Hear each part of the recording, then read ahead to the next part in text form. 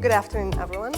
My name is Raiida Thompson, and I am a part of this community college. I work in the HSI STEM Grants Office as a Transfer Alliance Coordinator.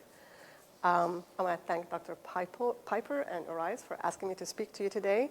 I understand this is the last K.E.N talk in this series, so I feel quite honored to be the one to close it out for you.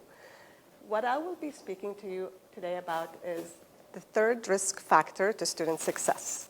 But before I delve into the meat of the matter, I would like to present to you two scenarios. And I would like for you to pretend to be students. Those of you in the room who are students or had been students not too long ago, this should be an easy exercise for you to imagine. But for the rest of us, imagine you're a student who's in need of help. You've been assigned an assignment by your English professor or teacher to write an essay.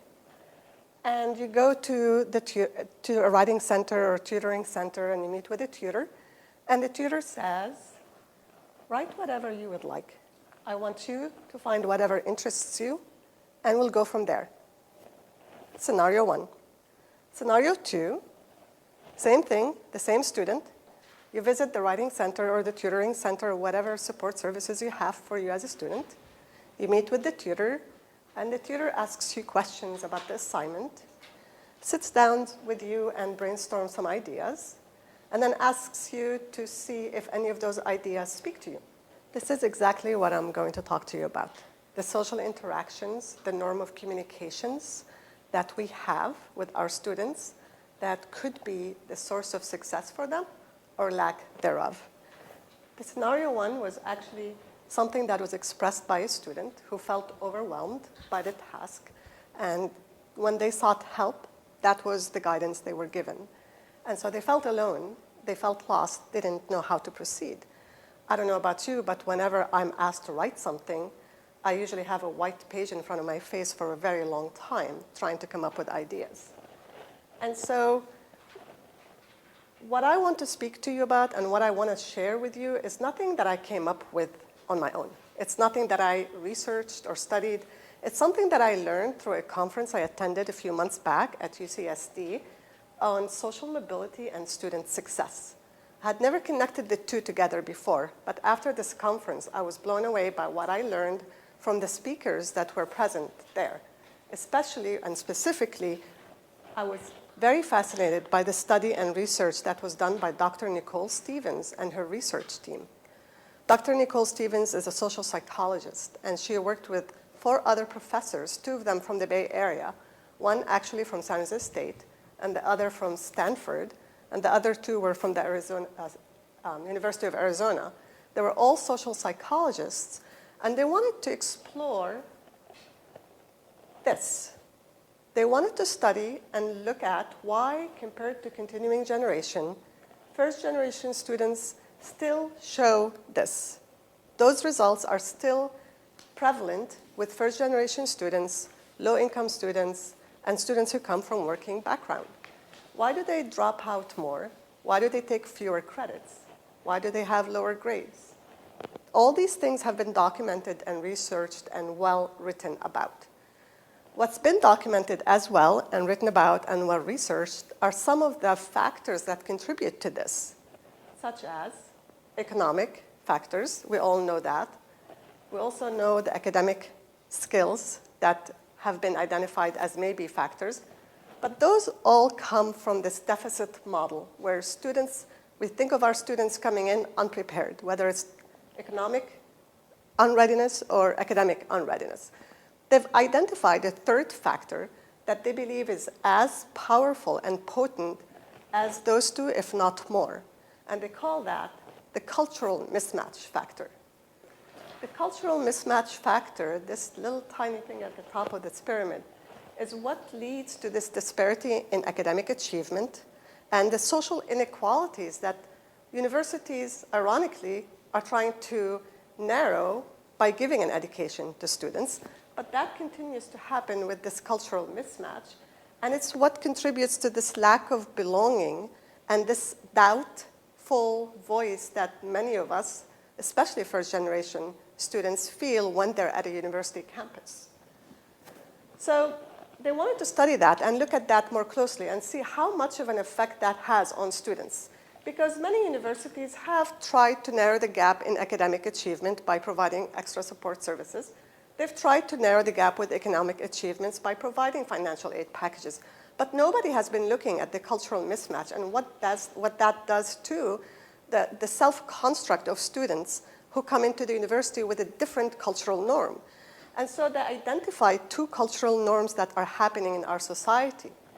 And they called the first one independent cultural norm, and they see that happening and being prevalent in the upbringing of middle class and upper class students in our culture and society. And they also believe that this is the cultural norm that many university campuses follow, this independent cultural norm, where you are given minimal instructions and you're asked to go and find your way on your own. Go explore, go find your passion, go find your mission, without any guidance or coaching in how to do that. The second cultural norm that they have identified is called, or they call the interdependent norm, where the concept of self is connected to others and it's connected to your social context. And they see that as reflective and connecting with the values of lower class, or not lower, working class, first generation, low income families or communities, where people who follow the interdependent model, they work together to make things happen, to be successful, to build the community up. Whereas with the independent model, you're encouraged to find yourself and to work towards something that will only benefit yourself. Any questions so far? No? So the cultural mismatch happens, they propose, when university culture promotes and speaks the language of independence without having a language of interdependence to kind of balance that out. If all the students see those kind of expressions, then they're lost, because if that was not the cultural norm that they were exposed to growing up, if their social cultural norm was more of, let's work together to make something happen, when they hear these kind of phrases, they are unsure as to how to proceed without any coaching or without any help from the adult that they're working with. And to prove that this is the cultural norm at the higher education institutes, this group of researchers actually surveyed a few hundred administrators from top 50 universities and second-tier universities. Those administrators were administrators at higher levels, female and male from different ethnic backgrounds. And the way they surveyed them is that they gave them statements to choose from that those administrators thought their university represented. They thought those statements represented the culture of the university. 69% of the second-tier administrators chose statements that they believed reflected their university, and those statements were very independent statements, like, we expect our students to perform independent research, or we expect our students to find their passion and chart their own academic journey. And 89% of the top 50 university administrators chose those independent forms of expressions as well. So the trend is true. That's how universities function. They function with this independent cultural norm that our first generation, low-income, working-class students don't have or are not exposed to. So from the get-go, there's this cultural clash, cultural mismatch. And the universities have no idea how to bridge that gap. So the gap in achievement and performance and behavior in terms of how they feel about their abilities, the universities have not studied how our messages, or the messages that we give out to our students, reflect and affect the behavior and the performance of first-generation students. It's not all academic and it's not all economic. So I want to share with you quickly 2 studies that they had done, 2 experiments, to also prove the point that a change in the messaging can make a huge difference in the student's construct of self and in the way they perform their tasks that they were given. They took a welcoming letter from a university president, and they framed the letter with words that reflected independent thoughts and ideas. This letter was based on a welcoming letter that was shown at Stanford University, one of Stanford University web pages. And if you read, it says, "I'm delighted that you have decided to attend Stanford University and that you think Stanford is the right place for you." Those highlighted words are those independent models of words. For the next few years, you will have many opportunities to explore new areas and to learn from our superb faculty, from your own personal exploration and individual experience. Everything is on the student. Everything is the student's task to do. They took that same letter, doctored the words just quite a bit. It's not that much. And they added words that reflected community, reflected peers, reflected togetherness. So those were the 2 letters that they exposed to 88 first-year students participated in this first study. There were 2. The first one was this group of students. The breakdown was that. 42 were first generation, and that's the breakdown of that. 46 were continuing generation. They randomly divided this group into 2. One looked at the interdependent message, and one looked at the independent message. And they gave them an anagram puzzle. An anagram puzzle is when you have a word, and you're asked to jumble the letters and make another word using each letter once. For example, silent, listen. So, second study, they used the same idea, but with a lot more students from private and public universities. They also gave them a puzzle to do, and that's a tangram puzzle. But with the second piece, they also asked them to kind of grade the difficulty of the task. This second group was also shown the interdependent or dependent letter, and they were randomly selected to be exposed to either one of them. First-generation students who solved significantly more anagrams in the interdependent condition compared with the independent condition, because in the interdependent condition, there was this sense of community, this sense of working together. I'm not alone in this. With the tangram puzzle, not only did they solve more, but they also, when they were asked to grade the difficulty of the task, they perceived it as a lot less difficult than those students who were exposed to the independent model. Isn't that amazing? When I heard that for the first time, I was stunned by how such a small intervention as changing words can change your own perception of yourself and what you are capable of doing.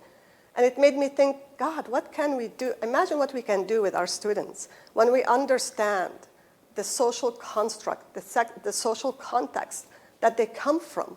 They come from a social context, as I said, where the community works together to help each other. Why not do that at the university level or college level? Here's the results in pictures.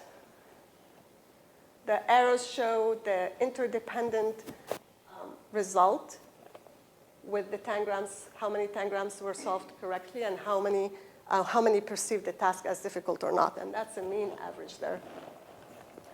So right now, I would like to I came back from this conference wanting to learn more about this. I was researching like crazy because I was just enamored by this topic.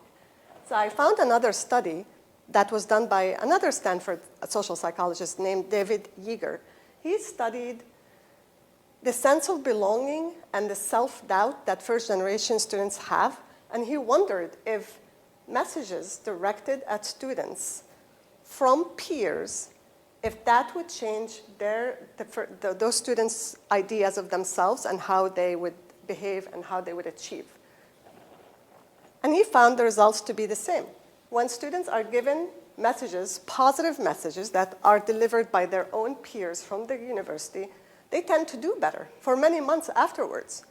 So when David Yeager went to UT Austin, the university wanted to tackle that problem. They found that students were incredibly anxious about their time in college. They were incredibly doubtful about their ability in doing their work. So they asked David Yeager, Dr. Yeager, to create an intervention message to see if that will work. And his study was the biggest study of its kind in that it targeted the 8,000 freshman students entering UT Austin in 2012. That was at about the same time that this study was happening as well, separately though. In his targeted message, what he did, in the orientation material that the freshmen received over the summer, he added a survey, 4 different messages that were delivered by peers, and he used the 8,000 students to be exposed to those messages. The 8,000 students were randomly selected to be exposed to one or the other messages. The 4 messages had to do with sense of belonging, where a student who's currently a student telling the future student that I felt like I didn't belong, it was really hard, but after I spoke with other students and realized that other students were feeling the same, I started feeling better. The second message was about the growth mindset. They read a message that was written by a student about how your mind is not fixed, that you could actually increase your understanding, your intelligence. The third one was a hybrid message, and the fourth one was just a mundane message about the weather of Austin. So he gave the students those surveys embedded in their orientation. They took it. There was 90% participation rate from students in taking that survey. And at the end of the semester, they looked at the completion rates of students and the completion rates of students, and if the exposure to any of those messages had an effect. They were looking at the completion of 12 credits for that first semester, because that's where they were lacking. UT Austin was having a really hard time understanding why students are having a hard time completing 12 credit units. At the end of that first semester, they found out that from the groups of students who were exposed to the 4 different messages, from each group, the first-generation students, the low-income students, who were exposed to the belonging and to the mindset messages, actually completed 12 credit units, and the completion rate, as compared to other completion rates in other years, went up 4 percentage points, from 82% to 86%. They realized that that's not a big percentage jump, but it is a jump in one semester, just giving the students a message of hope almost. And so that got me thinking again. The easiest way to address this cultural mismatch is to look at how we address our students, whether in the literature we put out, in our websites, in our curriculum, in our green sheets or syllabus, in our just everyday communication with our students. All it takes is just a change and a tweaking in the words for us to get to the student and to make them feel like they belong where they are. Because it's this cultural mismatch, it's this mismatch of communication that creates this sense of I don't belong or I don't fit in here. All it takes is a very, very small dosage of intervention. So I looked at our website, and I'm happy to report what I saw was very inclusive. But I challenge you to go back and find pages on your site, if you have web pages on your own, to look at how you have written those messages to the students. But what I have seen so far looks pretty promising. It's very good. The first one here says, there's something here for you. We are committed to your success. I mean, that's pretty inclusive. You're not here alone. I'd read this message, and if I were a student, I wouldn't feel like I was alone in this. Same thing with our vice president's message to our students from there. Welcome home. I love that. The welcome home message at the very bottom. Students have reported that they sometimes feel like they are guests at their own campuses. We don't want students to feel that way. The fact that we are using the word home on our page, that makes it very encouraging for students. Mission College is committed to your success. Other stuff that I find on our website that I find that is very within the interdependent model of inclusiveness. I love how admissions and records stated that that's where students start their relationship with Mission. Relationship. I mean, who thinks of admission and records as a place to start a relationship with? But that's how they see it, which is, I think, is pretty awesome. Feel free to stop by our Welcome Center. Let us help you. We are here to help you. All these messages are very inclusive, very interdependent messages that really speak the cultural norm and the social norm of our students. And that's something that we should keep in our minds as we walk down the hallways, walk on campus. Are our students visitors on this campus, or do they feel at home? And what am I doing, and how am I speaking to our students to make them feel like they're at home? And that's the end of my presentation to you. Do you have any questions? Did I reveal anything that you didn't know? I think there was a lot of stuff that I've sensed and I kind of incorporated into my practices, but I think just seeing the research behind that, right, really helps strengthen that. One thought that was coming to mind is that, we can change our messaging and kind of make some changes to our website. And we also need to make changes within ourselves, and again, that cultural mismatch, right? So how do you shift the culture of the college to reflect the messaging in print, right? Yeah. And I don't think we need a giant, I think that this is happening in many circles, as reflected on our website. I think many people are walking that walk. Yes. And we know that in many cases that isn't necessary. Yeah. Right? And so just thinking about how we can all be more intentional in those day-to-day, as you say, walking down the hallway. Yeah. Right? Keep thinking about that. But what was actually really fascinating to me was when, with the studies that they had done, talking about interdependent and independent models, I found it really fascinating as well that the motives for students to attend higher education, to go to college, first-generation students' motives are highly interdependent. They want to go to college for what? To help their families, to give back to their community, to be a role model for their younger siblings, to be there for their parents. All of their motives were interdependent motives that really align with the interdependent social construct that they had been exposed to. So all that package right here of interdependence really does clash with the independent model that we have at the university. If, not to say that the independent model is bad, but if that's all that's offered, that's when your cultural mismatch happens.